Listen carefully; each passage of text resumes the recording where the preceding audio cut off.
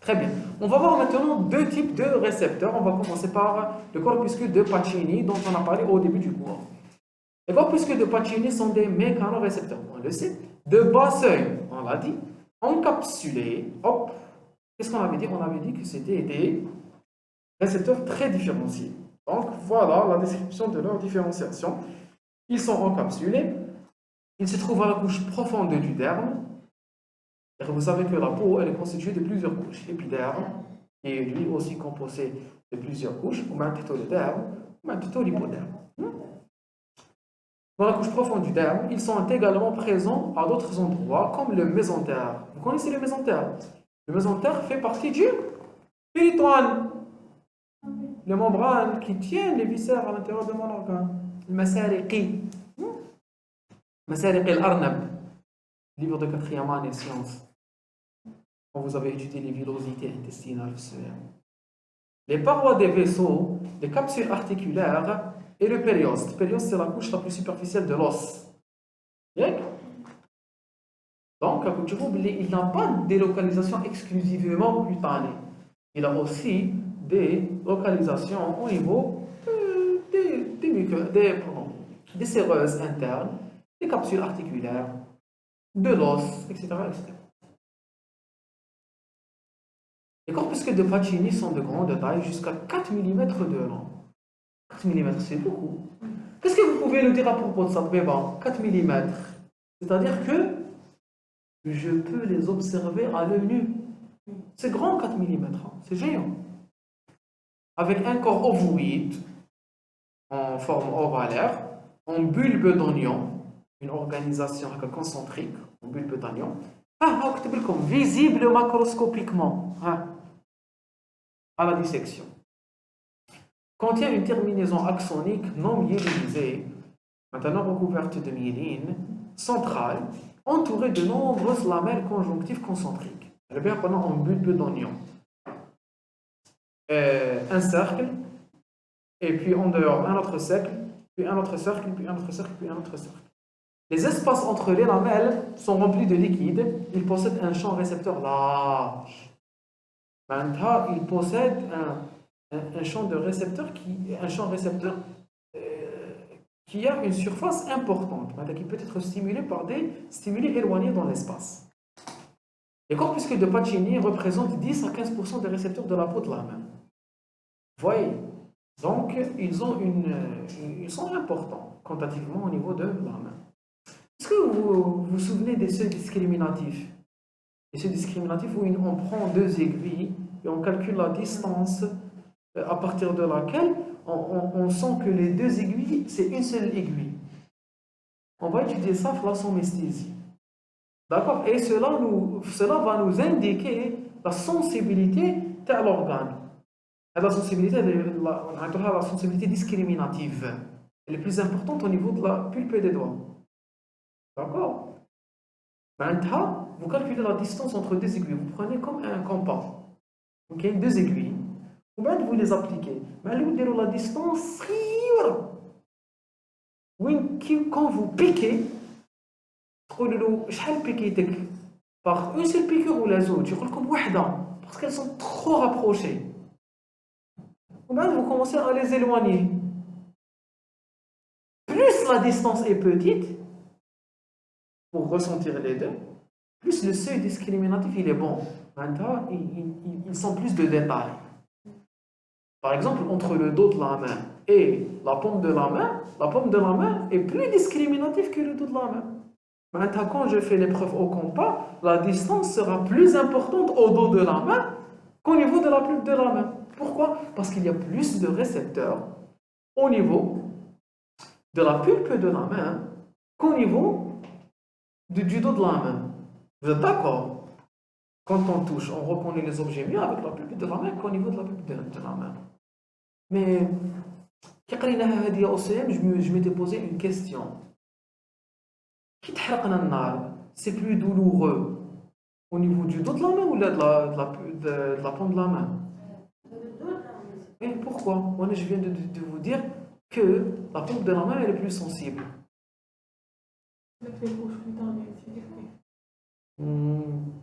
Premièrement, parce que ce n'est pas la même sensibilité. C'est une sensibilité épicritique, l'autre c'est une sensibilité thermo-algésique. Deux, parce que la paume de la main, elle est protégée. C'est une couche plus kératinisée, plus épaisse. Donc elle contient des récepteurs épicritiques, mais cela ne veut pas dire qu'elle sera plus sensible à la douleur que le dos de la main, hein, parce que la douleur dépend d'un autre type de récepteur et que la peau de la main est protégée par cette couche kératinisée. Très bien, très bien. Chabren. Fonctionnement. Le mécanisme fondamental de la transduction sensorielle est similaire pour tous les récepteurs somatosensoriels. Les récepteurs de la peau et proprioceptifs. Un stimulus modifie la perméabilité des canaux cationiques dans les terminaisons nerveuses afférentes, générant un courant dépolarisant appelé potentiel récepteur. Si son amplitude est suffisamment grande, le potentiel récepteur va générer un potentiel d'action. Donc, le corpuscule de Pacini, bon, on va lire, on va continuer à lire, on va voir le schéma. Le corpuscule de Pacini a un axe formé de l'extrémité d'une fibre nerveuse non myélinisée, et on se répète, non, entouré de lamelles conjonctives concentriques, de sorte qu'une compression ou une déformation tissulaire brusque appliquée d'un côté se transmet immédiatement grâce à la viscosité de l'axe central et déclenche un potentiel récepteur par activation des canaux ioniques membranaires qui sont mécanosensibles. Regardez comment ça se passe. Avec le récepteur de Pacini. La fibre nerveuse sensorielle, puisque c'est le pacte épicritique, c'est une fibre nerveuse de type 1, d'accord, qui est myélinisée, qui est de gros calibre. D'accord, d'un calibre assez important. Parce qu'elle est rapide, c'est une fibre rapide à dire. C'est une fibre rapide, donc elle doit être myélinisée, elle doit avoir un calibre assez important. Dès qu'elle arrive à la fin, dès qu'elle s'approche de l'endroit où elle va former le récepteur, elle va se démyéliniser. Parce que le récepteur ne doit pas être myélinisé. Donc la terminaison, malgré le fait que la fibre elle est myélinisée, sa terminaison sera démyélinisée. En bas, il y aura des formations des fibres conjonctives qui vont entourer cette extrémité non myélinisée. Les fibres conjonctives, entre l'une et l'autre, il y a du liquide. Il y a un liquide visqueux. De sorte à ce que, quand j'applique une petite pression, elle sera rapidement transmise. La pression, elle va créer un étirement. Le transfert des liquides, il est transmis par des vibrations à la fibre, où la fibre sera étirée. La fibre sera étirée. L'étirement des fibres va ouvrir des canaux. Hop, ils vont être étirés et ils vont s'ouvrir. L'ouverture des canaux va faire entrer les canaux Na+, ou les cations Na+. L'entrée des ions à travers les canaux, hop, elle va provoquer un potentiel récepteur. Si le potentiel récepteur est en dessous du seuil, il n'y aura pas de réponse. Par contre, s'il atteint le seuil, il va générer un potentiel d'action. Et le potentiel d'action va être transmis le long de la fibre nerveuse. Donc, c'est quoi le corpuscule de Pacini? C'est un récepteur spécialisé, situé au niveau des couches profondes du derme. Les fibres nerveuses qui sont liées, ce sont des fibres rapides, ou sinon, à leur terminaison, elles sont démyélinisées. Cette terminaison non myélinisée sera entourée de plusieurs couches fibreuses. Ces couches fibreuses, en bulbe d'oignon, contiennent les unes entre les autres un liquide visqueux. La stimulation va induire un changement d'organisation du corpuscule qui va étirer la fibre nerveuse, ouvrir les canaux cationiques, faire entrer les cations, créer un message de dépolarisation. Cette dépolarisation est représentée par le potentiel récepteur. Si l'étirement est assez important, l'ouverture des canaux sera importante et donc le potentiel récepteur sera important. Il va atteindre le seuil et il va générer un potentiel puissant. Là, c'est clair. Trop facile. Trop facile. C'est facile. On lit mécanisme de transduction. La déformation de la capsule entraîne un étirement de la membrane de la fibre afférente, non myélinisée à l'intérieur de la capsule, augmentant la probabilité d'ouverture des canaux. Donc, quand vous myélinisée, ça aurait été difficile de la faire étirer. Ouverture de ces canaux cationiques conduisant à la dépolarisation de la fibre afférente. Si la terminaison de la fibre afférente est suffisamment dépolarisée, un potentiel d'action est généré et va se propager au reste. Là, vous avez compris le mécanisme d'action. Si on vous pose une question, vous allez pouvoir répondre. Ce potentiel récepteur va générer un ou deux potentiels d'action, ce qui constitue la réponse du début du stimulus. C'est la réponse on, hop. Il y a eu un début.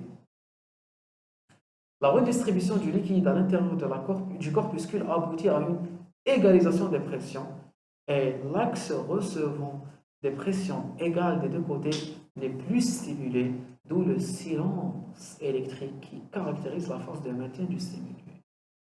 S'il vous plaît, donc, comme le corpuscule de Pacini, il est stimulé lorsque j'applique la pression. Dès que je maintiens la pression, je vais donner au récepteur le temps de s'adapter. Il va rééquilibrer les liquides.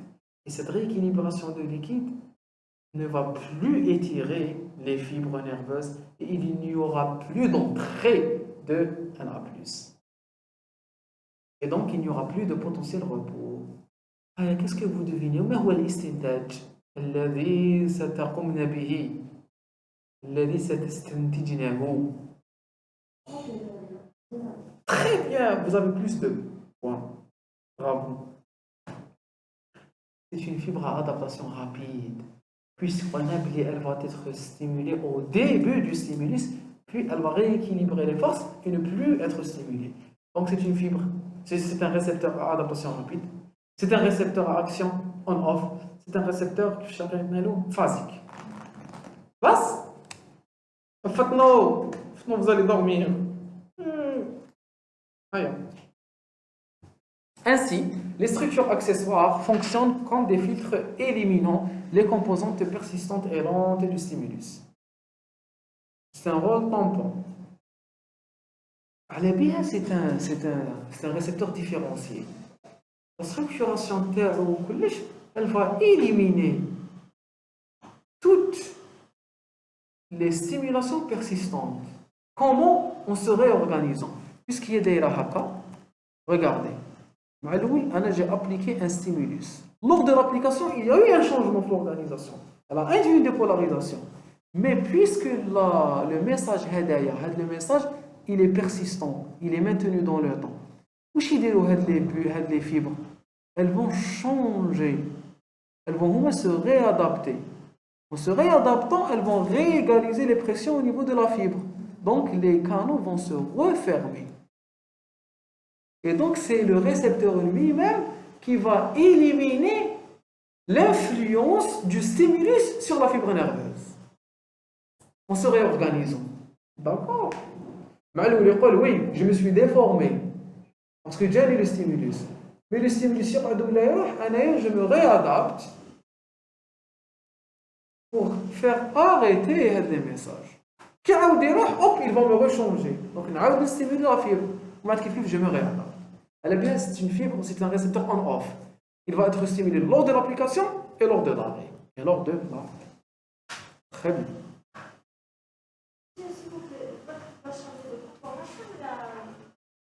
Là,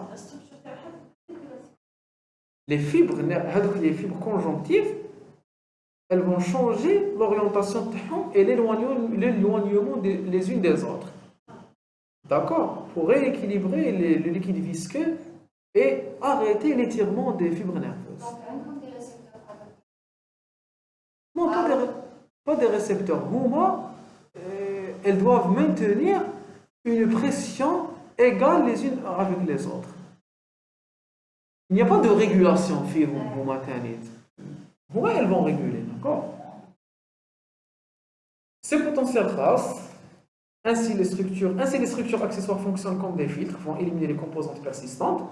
Quand la pression est supprimée, la capsule, hop, elle va retrouver sa forme initiale. Et donc elle va rebouger. Et donc elle va réouvrir les canaux. Et donc il y aura une autre dépolarisation. Et de la dépolarisation, c'est la réponse off. C'est la réponse off. Donc, le récepteur répond par un ou deux potentiels d'action au début, mais aussi à la fin. Mais restez silencieux quand le stimulus est constant au cours de la stimulation. L'adaptation du récepteur arrive à extinction en quelques millièmes de seconde, d'où son classement avec les récepteurs d'adaptation rapide. Donc très rapidement, dès que j'applique, il stimule, il passe. Quelques millièmes de seconde. Cette caractéristique d'adaptation revient aux lamelles conjonctives, comme je viens de dire. De ce fait, un corpuscule de Pacini délamellé, le corpuscule de Pacini, il va perdre cette capacité. Devient un récepteur d'adaptation lente. Une terminaison nerveuse non susceptible. Le stimulé, il va rester stimulé. J'enlève, il s'arrête. Ce sera comme une terminaison nerveuse qui n'a pas de lamelle conjonctive. Fonction physiologique, les corpuscules de Pacini sont impliqués dans la discrimination des textures de surface fines ou d'autres stimuli mobiles qui produisent des vibrations à haute fréquence de la peau, ce qui a été confirmé par la stimulation des fibres afférentes des corpuscules de Pacini chez l'homme et qui induit une sensation de vibration ou de chatouillement. C'est un autre moyen d'étudier les stimuli qui stimulent le corpuscule de Pacini. Qu'est-ce qu'ils ont fait? Ils ont isolé les corpuscules de Pacini, dans la peau, et ils les ont laissés connectés au système nerveux. Ils ont commencé à les stimuler. En les stimulant, ils ont demandé à la personne: qu'est-ce que vous ressentez? Ils ont stimulé directement le récepteur. Ils n'ont pas créé des stimuli physiques. Ils ont directement envoyé des messages électriques. Où je reste avec la personne? Des chatouillements, des vibrations. Donc, il est responsable de la reconnaissance des chatouillements et des vibrations. Les guili-guili, les chatouillements, c'est des effleurements de petite pression. D'accord? ما تحسوش انت كيدير دروك ما عندكش الكوربوسكيل دو باتشيني واش كيدير دروك الناس تحس بحال كيدير ايه صح كيندير روحنا ماشي ما نحسوش اون ريبون با تحسي c'est la surface cutanée, vous n'avez pas le réflexe. Vous n'avez pas le réflexe. Parce que parce que ça dépend de votre volonté. Vous vous attendez à l'endroit où il n'y a qu'un chatouiller. C'est ça que vous répondez.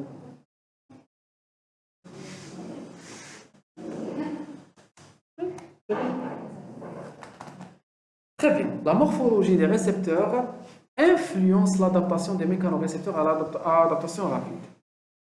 Lorsqu'on applique une réponse constante sur le corpuscule de Pacini, le récepteur répond avec un ou deux potentiels d'action au début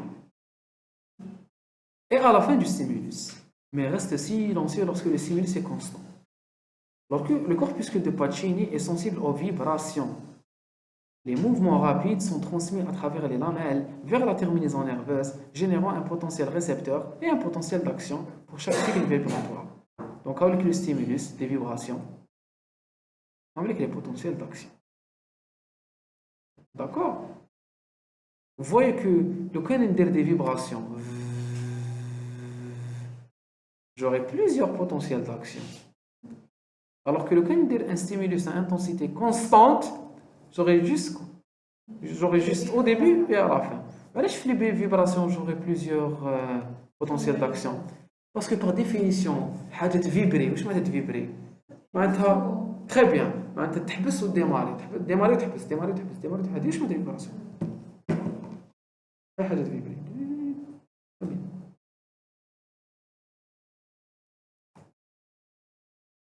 Voilà. Donc, si je prends le corpuscule de Pacini et que je lui enlève les lamelles, il will être comme une fibre lente, adaptation lente.